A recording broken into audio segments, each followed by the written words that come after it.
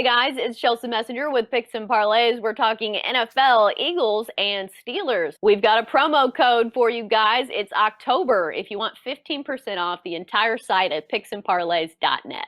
Steelers favoring this one -7. The total is 45. The Eagles are coming off that win over the 49ers in San Francisco as underdogs. The Steelers are 3-0 with a bit of extra time on their hands because of the coronavirus outbreak with the Titans. So they did not play in Tennessee. They've had a little extra time to prepare. For the Eagles, Scott Rickenbach joining us now to talk this one. Scott, what jumps out to you, when you see the Eagles and the Steelers? Yeah, shocking to see the Eagles now first place in the NFC East after Oh, being left for dead. But it's just crazy because they're 1-2-1 now, and that's good enough for first place in that division. And it's just crazy times right now. And speaking of those crazy times, I think the Steelers, it can be a bit of an edge to have some extra time, certainly in terms of game planning for the Eagles in this one. But one thing about it is teams don't really like to have a bye this early in the year because physically you don't really need it yet. You'd rather have it later. You want continuity. You want to be playing every week and, working in everything you want to with your offense. So I think that could hurt the Steelers a little bit here.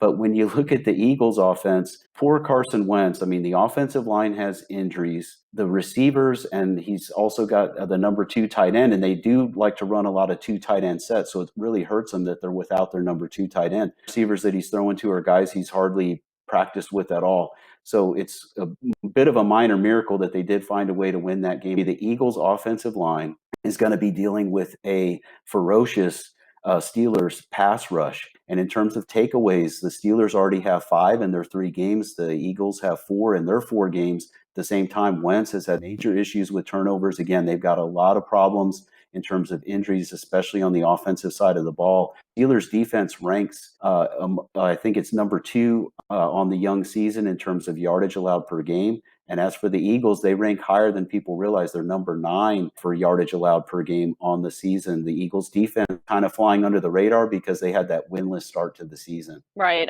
The Eagles' only win of the year has come against the Niners, who the reason I think that they lost is Nick Mullins. So they have a bit of a different quarterback coming in Big Ben. And as you mentioned, the Steelers have one of the best defenses in all of the NFL. I think it's going to be a bad matchup for the Eagles.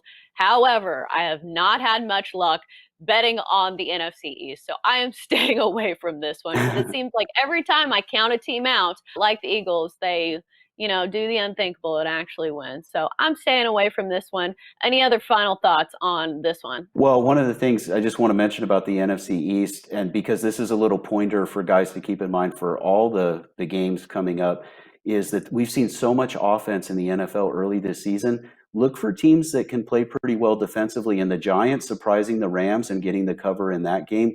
The Giants and Redskins both, if you look at the yardage allowed per game, their defenses have both been better than many people realize. At the same time, Dallas, number 1 in offense on the season, but dead last in defense. And so the NFC East, that's why it's so hard to really to handicap. You're absolutely right. It's tough because there's so many strange stats going on in that division that just really don't make a lot of sense. But in this matchup, you're right. The Pittsburgh defense is going to be very tough on the Eagles. And again, that's why I'm leaning toward the under here. I think the Eagles defense doesn't get quite the respect it should.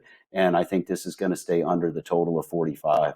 All right, that's going to do it for our NFL talk here on Picks and Parlays. Always good insight from Scott Rickenbach. Scott, thanks for joining us.